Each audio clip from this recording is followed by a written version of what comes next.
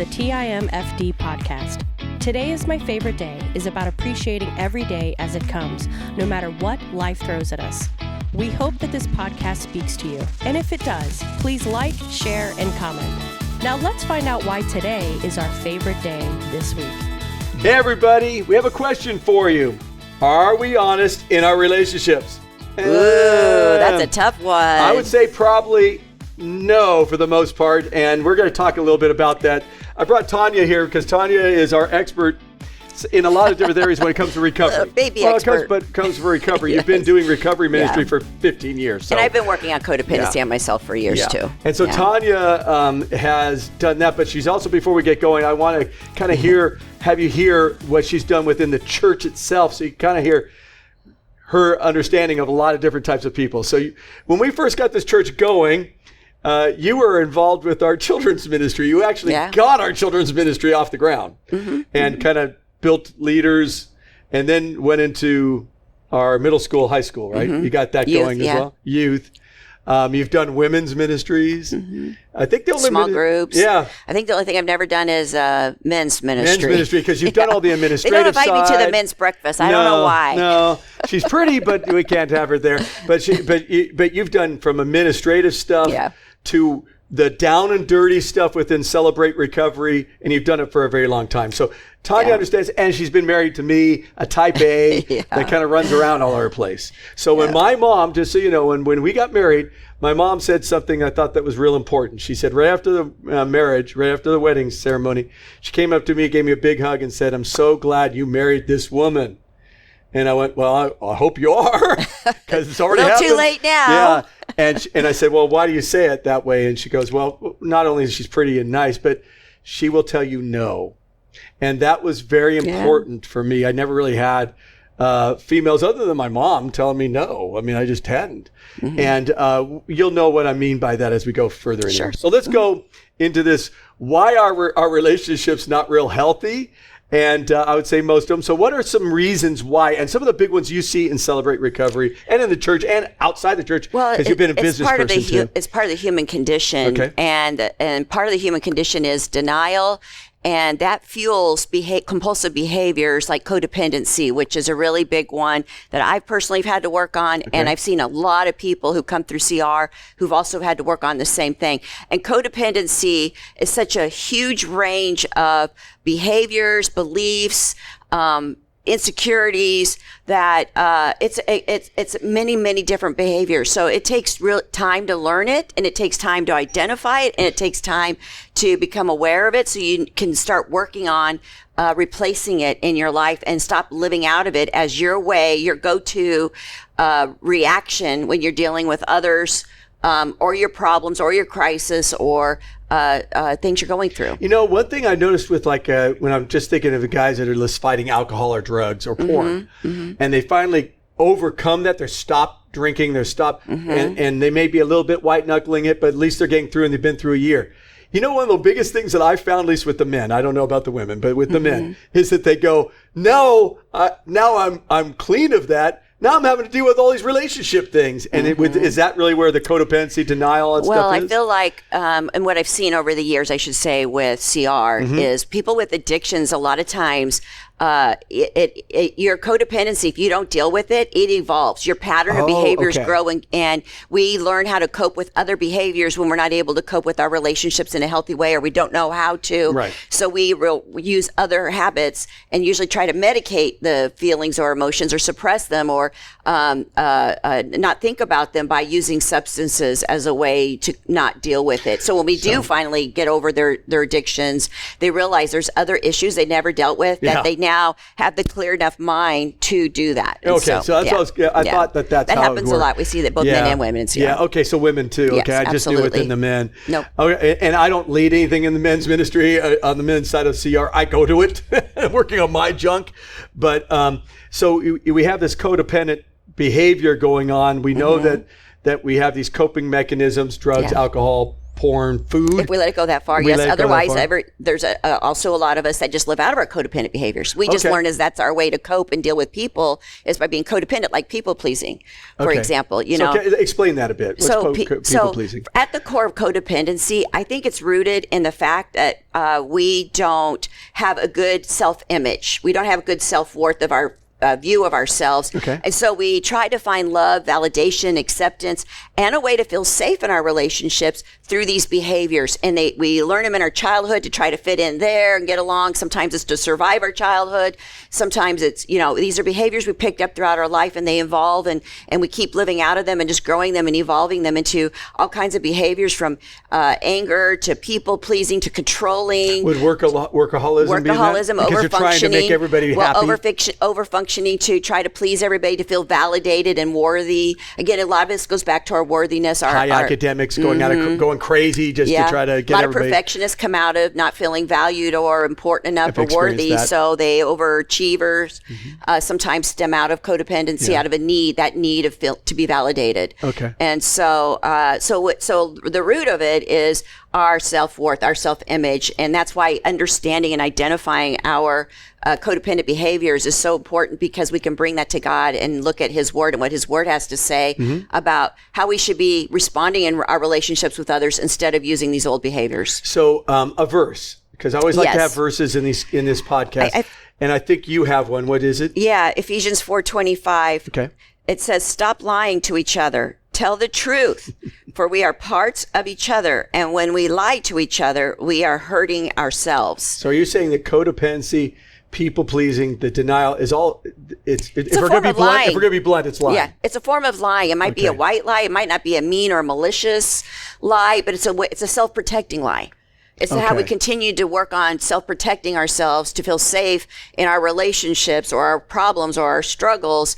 And it keeps us from telling the truth to others. The person that gets hurt by that is us. Is that like the silent treatment, I'm okay, leave me alone kind of a thing? That could be. It's any kind of behavior where we don't communicate our needs, our wants, our feelings. We don't own our struggles. We try to own and fix other people's problems and feelings. It's just one way. We don't ever say no to them. We martyr all our needs and wants until we're an empty shell.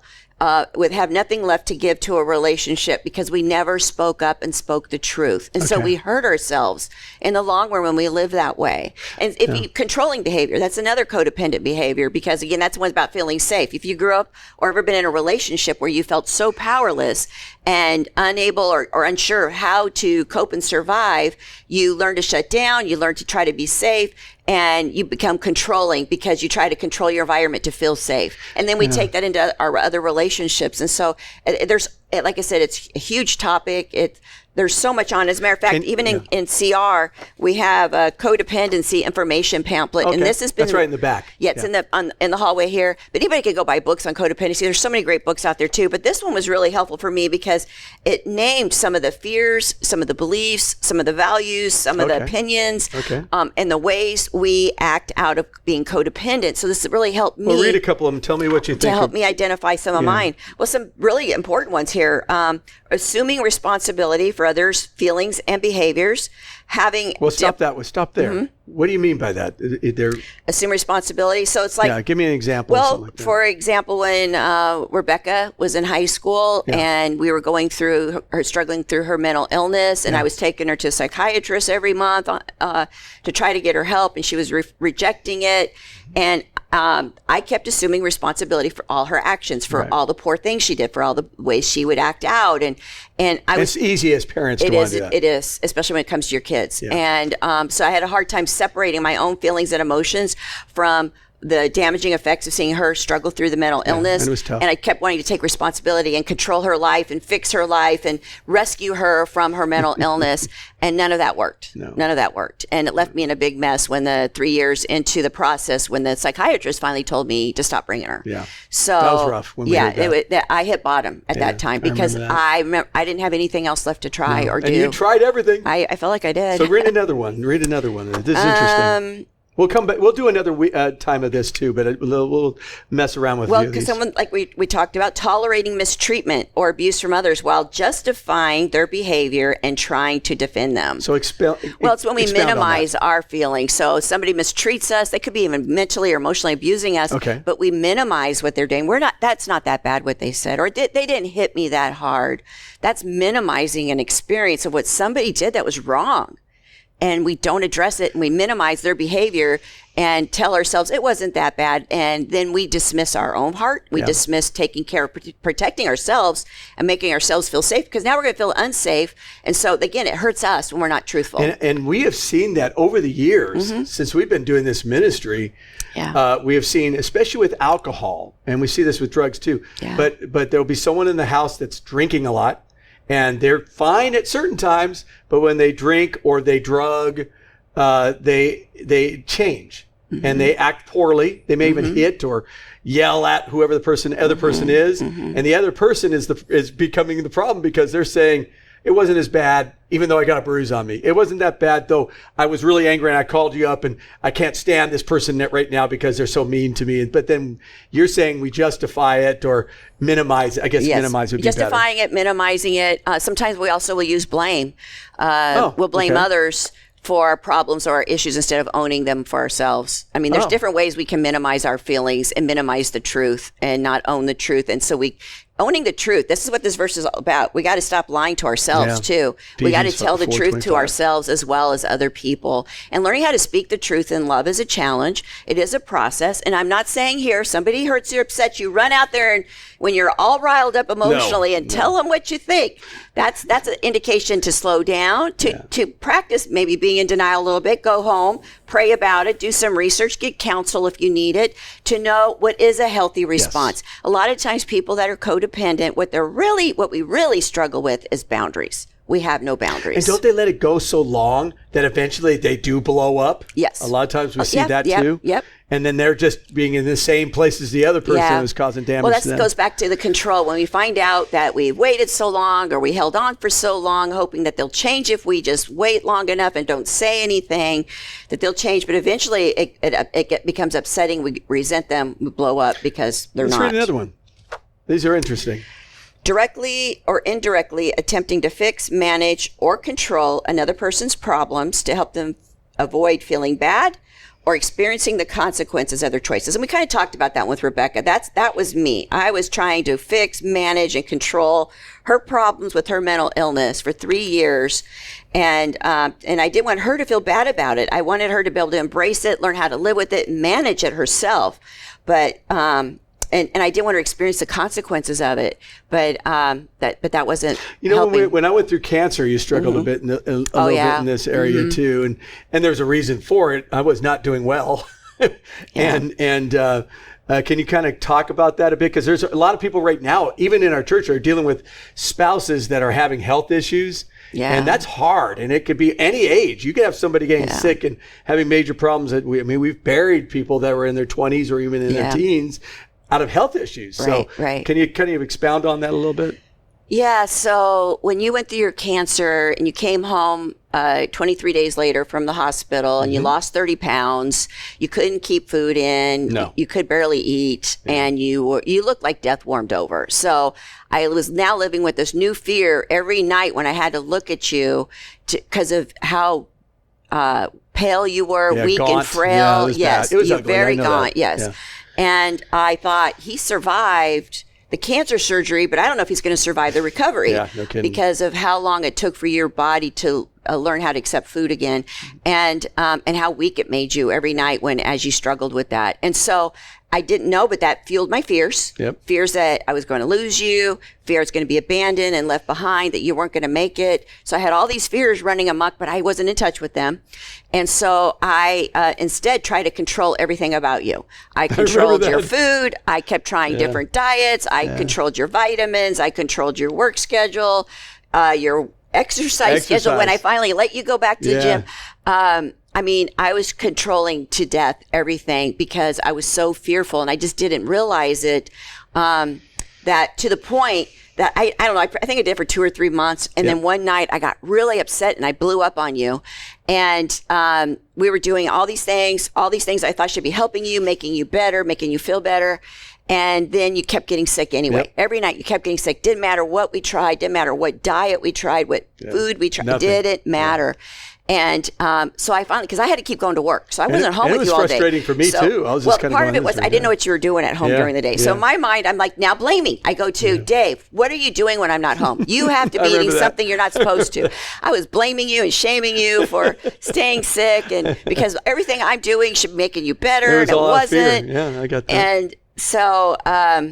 I remember when I blew up on you and had that meltdown of blaming you for having this ongoing issue with your body not healing and recovering like we had thought it would or should.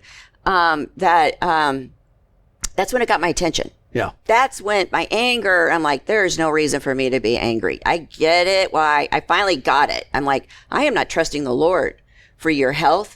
Or for my future. Right. I am trying to control your health and my future. And you did a fine job of it. I thought I was. You did. I thought I was. You did. But I know it wasn't healthy for you. It wasn't. Yeah. And I had to start surrendering some of the behaviors or choices, I should call it, to you. Yeah. I started saying to you, you eat what you want today.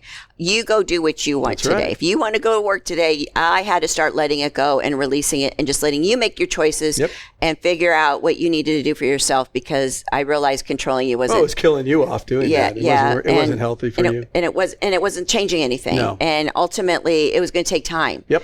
We're so used to. You've had back surgery.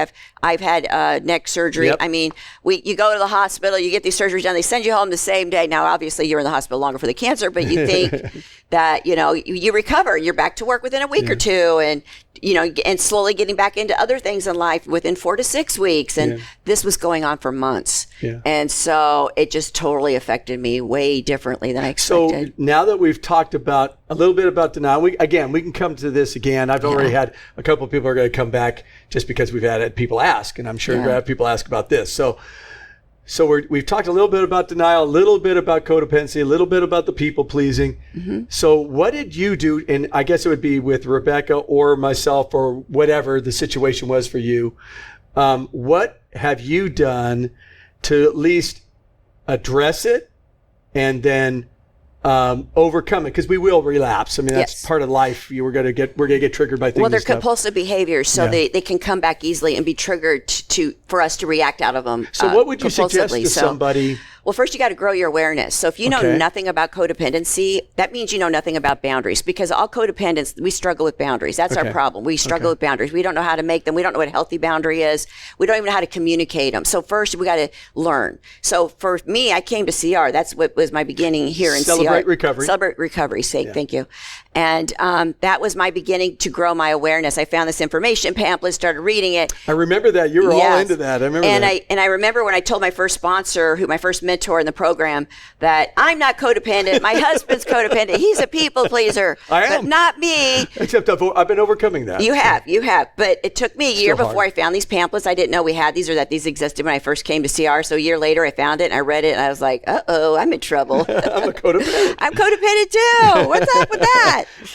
So going to CR, I had to grow my awareness. Yeah. And having a place where we could talk about it, I can work on it, I can identify it. And reading these pamphlets helped me, and then working the program. Going to counseling. I've had to go do a lot of therapy. It's one thing to recognize, and I became more aware through CR of my codependent behaviors. But then it was like, so now what do I do? How do I set that boundary, or how do I have that conversation? And so then I went to therapy. I added counseling to it, to go to somebody healthy to teach me how to be healthy in setting boundaries. So that's the humble yourself. Yeah. There's James 4:10, humble yourself before the Lord and he will lift you up. There's a little bit of humility here. Oh, total. Because you have to be able to. You have to own it. You have to own that you're codependent, you have unhealthy compulsive behaviors, and you want God to change them. Well, the first principle in CR, realize I am not God. I'm powerless to control my tendency to do the wrong thing, and my life's unmanageable. That's probably the hardest thing for people who are first coming. And they also think they got it together. Yeah. I mean, if people saw you walking into church or walking in business, because you're a businesswoman, most people think you got it together. When they first see you, they think you got it together, and there's don't judge a book by its cover. No problems whatsoever, but when they start talking to you, you're honest with them. You tell them, hey, these are struggles of mine. Yeah. And we all struggle with them. You know, I noticed with people pleasing, and maybe you can help me with this. So codependency, people pleasing. So the codependent, you were aggressive in it. You were more of controlling the situation. Yeah. My people pleasing was I was a doormat and just try to do everything for everybody. Yes, that's the wide spectrum. That's how wide the spectrum. Do you guys see that? Codependency It's is crazy. From people pleasing, never saying no, always saying yes to everybody's request. You know, never expressing your needs or want or asking for help. Not at all. I didn't do it at all. I know. It was horrible. And to the opposite extreme, to wanting to feel safe, that we go to controlling and anger when we can't get that safe feeling around us in our relationships or our circumstances. And then we can go the opposite extreme. Well, and this is the beauty of human beings. Yeah. None of us have it all together. We know Romans 3:23 says all sin and fall short of the glory of God. So we're all dysfunctional at one point or another. Does this, when we look at ourselves, and I just want to kind of hear from you because you've been leading this for so long. I'm a male.